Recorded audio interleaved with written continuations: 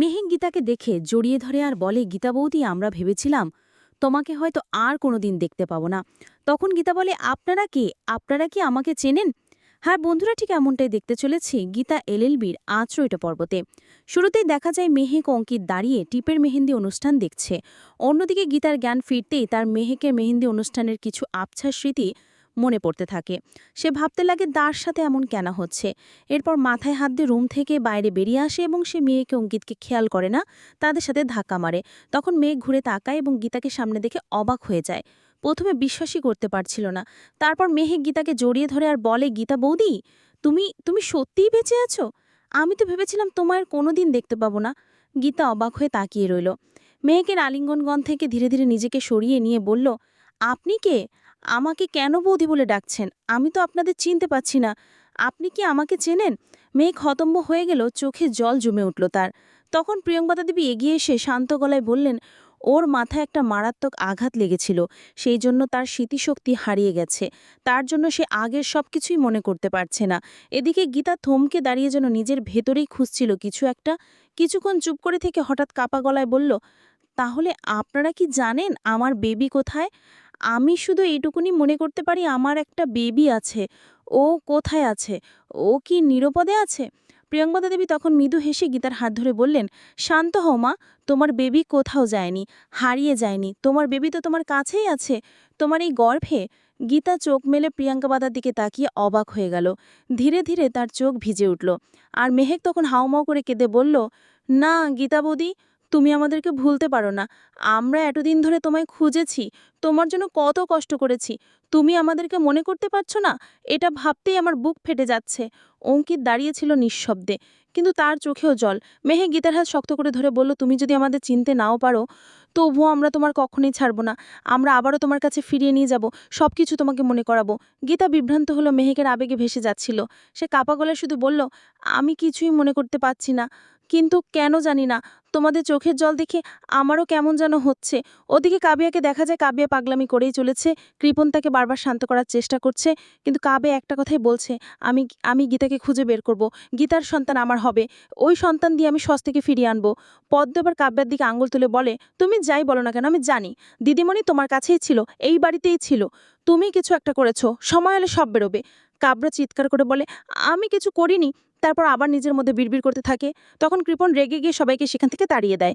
এদিকে অগ্নিজিৎ মুখার্জি থানায় গিয়ে বড়বুকে বলে, আমার ছেলের খুনের মামলা আমি লড়ব, আমি কোর্টে যাব।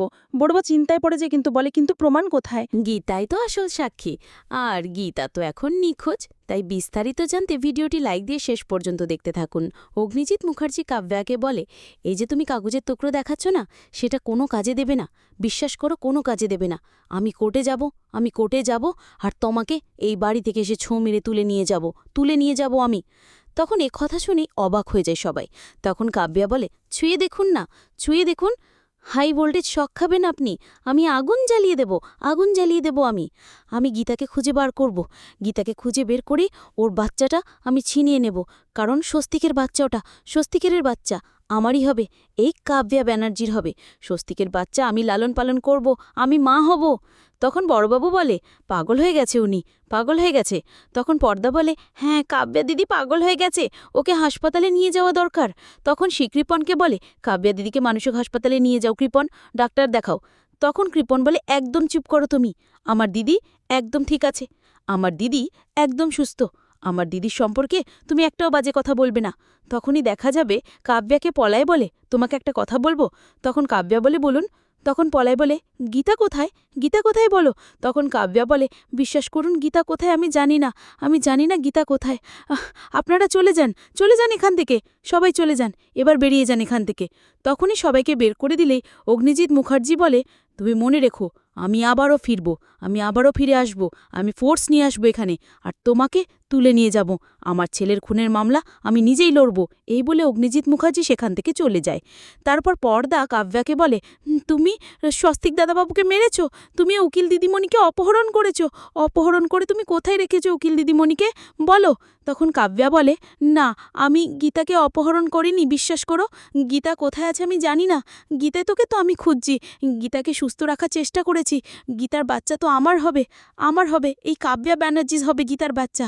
স্বস্তিকের শেষ চিহ্ন, আমি তো মা হব, মা। তখন স্বস্তিকের বাচ্চার মা হব তো। গীতাকে আমি খুঁজে বের করবই গীতাকে, যেখানেই থাকুক না কেন। ওদিকে দেখা যাবে গীতার জ্ঞান ফিরছে না। তখনই প্রিয়ংবদা গীতার মাথায় হাত বোলাতে থাকে। তখনই হঠাৎ করে গীতা চোখ খোলে। তখন গীতার চোখ খুললে প্রিয়ংবদা দেবী গীতাকে বলে, তুমি ঠিক আছো তো? ঠিক আছো তো তুমি? তোমার শরীর ঠিক আছে তো? তখন গীতা বলে, আমার কি হয়েছিল? আমি এখানে কেন? তখন একথা বললেই প্রিয়ংবদা বলে, তুমি তো মাথা ঘুরে পড়ে গিয়েছিলে। তখন গীতা বলে, আমি মাথা ঘুরে পড়ে গিয়েছিলাম, কিন্তু কেন সেটাই তো বুঝতে পারছি না। তখন শ্রী বলে, আচ্ছা দিদি, এই মেয়েটাকে এখানে রাখার কি কোনো দরকার আছে বলো তো? কি দরকার আছে এখানে রাখার? এই মেয়েটাকে এখানে না রাখালেই তো হতো, ওকে অন্য কোনো জায়গায় পাঠিয়ে দাও। ঠিক আছে, রাস্তা থেকে তুলে আনার কি দরকার ছিল? তখন প্রিয়ংবদা দেবী বলে, দেখো শ্রী, এরকমভাবে বলো না কথা। একটা মানুষের মানবিকতার ব্যাপারও আছে তো, নাকি?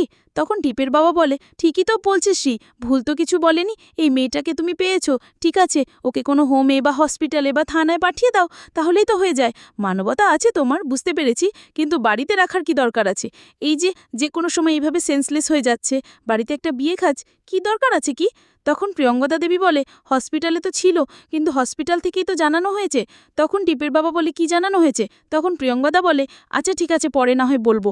তারপর গীতা চুপ করে থাকে। ওদিকে শ্রী বলে, নিজের মেয়ের বিয়ে, নিজের মেয়ের দিকে খেয়াল নেই তোমার, অথচ পরের একটা মেয়ে নিয়ে কি আদিক্ষেতা শুরু করেছো? এসব আদিক্ষেতা করা একদম ঠিক নয়। তখন প্রিয়ঙ্গদা দেবী বলে, শ্রী তুমি চুপ করো, এসব কথা এমন একদমই বলবে না। মেয়েটা তো আর কিছুদিন। তখন এই বলেই থেমে যায় প্রিয়ঙ্গদা দেবী।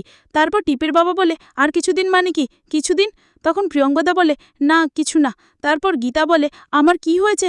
আমার কি হয়েছে বলুন ডাক্তার, আমার ব্যাপারে কি বলেছে বলুন না, আমার কি হয়েছে? তখন প্রিয়ঙ্বদা বলে, না কিছু বলেনি, কিছু বলেনি, তুমি একদম ঠিক আছো, তুমি একটু চুপ করে থাকো।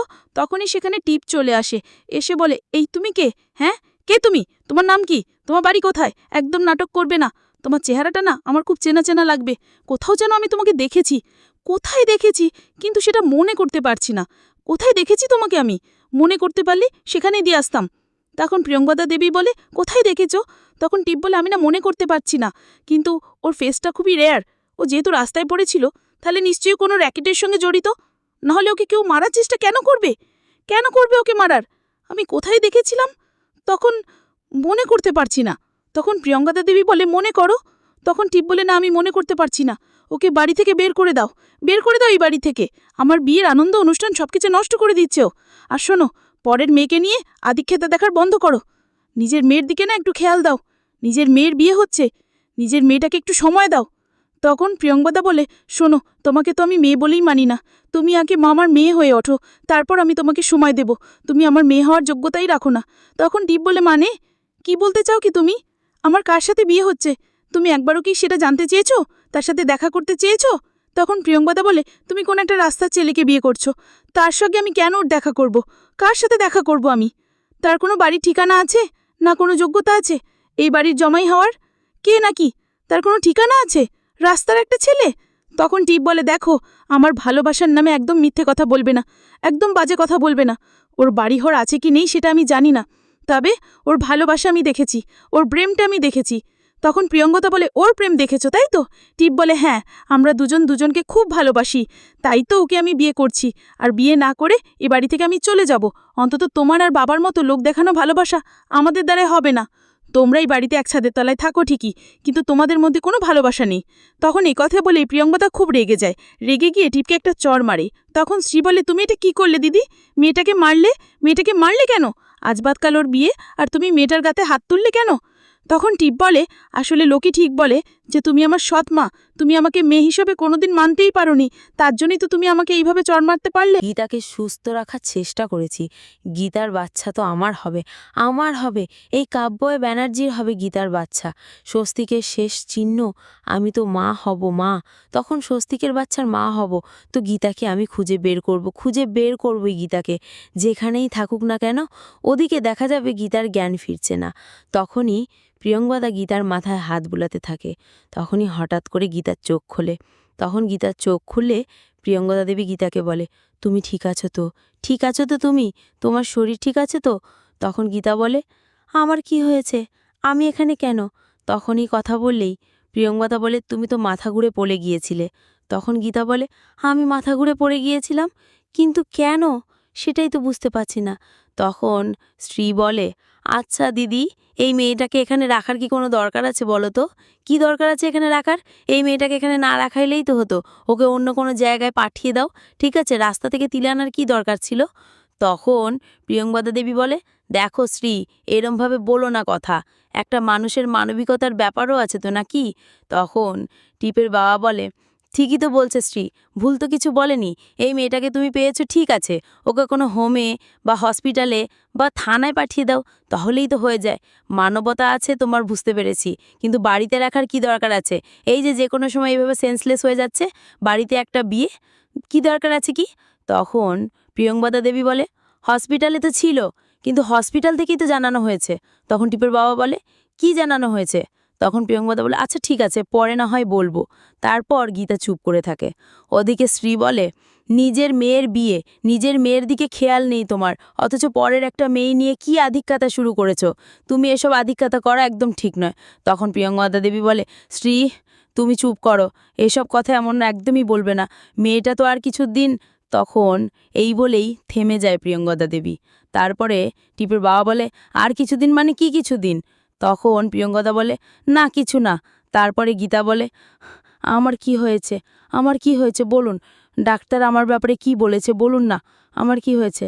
তখন প্রিয়ংবদা বলে, না কিচ্ছু বলেনি, কিচ্ছু বলেনি, তুমি একদম ঠিক আছো, তুমি একটু চুপ করে থাকো। তখনই সেখানে টিপ চলে আসে, এসে বলে, এই তুমি কে? হ্যাঁ, কে তুমি? তোমার নাম কি? তোমার বাড়ি কোথায়? একদম নাটক করবে না, তোমার চেহারাটা না আমার খুব চেনা চেনা লাগে। কোথায় যেন আমি তোমাকে দেখেছি, কোথায় দেখেছি, কিন্তু সেটা মনে করতে পারছি না। কোথায় দেখেছি তোমাকে আমি? মনে করতে পারলে সেখানেই দিয়ে আসতাম। তখন প্রিয়ংবদা দেবী বলে, কোথায় দেখেছো? তখন টিপ বলে, আমি না মনে করতে পারছি না, আমার কিছু ভালো লাগছে না।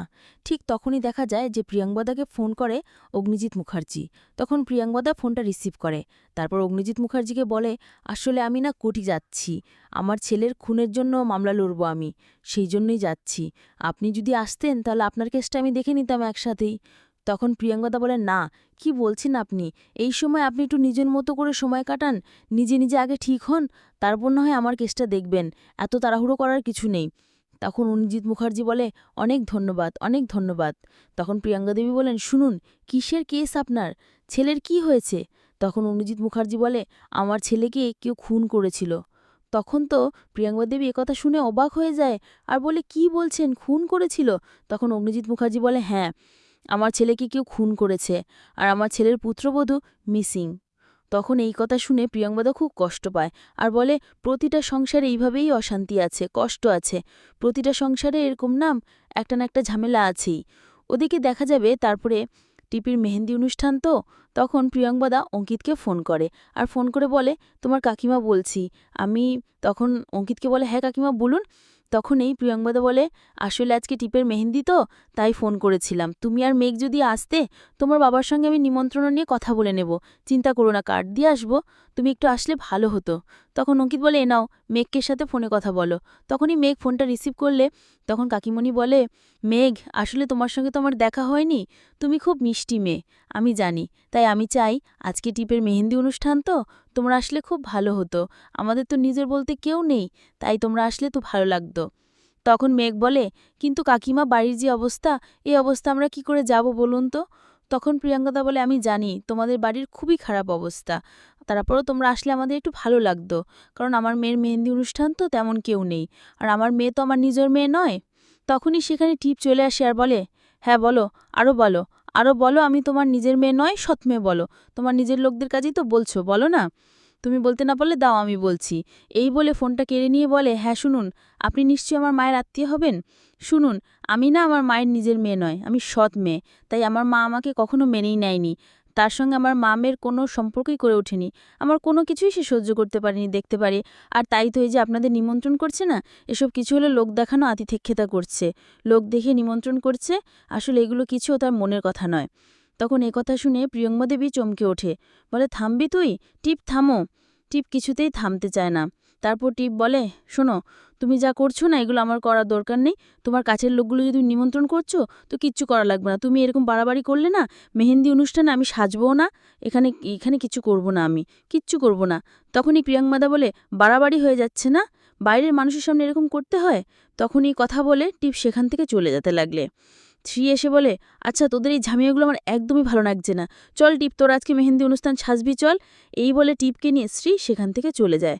তারপরে দেখা যাবে প্রিয়াঙ্গদা বলে, মেঘমা তুমি কি আবারও ভয় পেলে নাকি? আসলে প্রতিটা সংসারেই না এরকম থাকবে, একসঙ্গে থাকতে গেলে টোকাটুকি লাগবে, তোমরা এসো ঠিক আছে, এই বলে ফোনটা রেখে দেয়। তারপর অঙ্কিত মেঘকে বলে, কি যাবে চলো, আমরা না হয় একটু ঘুরিয়ে আসি। তখন মেঘ বলে, কি করে বলো, আমাদের বাড়িটা পুরো তছনছ হয়ে গেল, এই অবস্থায় কি করে যাব?